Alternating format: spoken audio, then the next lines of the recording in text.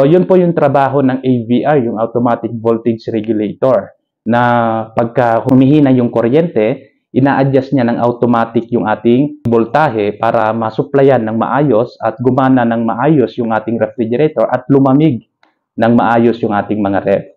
No? So, yan po yung mga advice ko sa inyo or payo ko sa inyo na pagka may fluctuation, mas maganda na bilhan nyo na lang ng transformer or mas maganda automatic voltage regulator o yung AVR.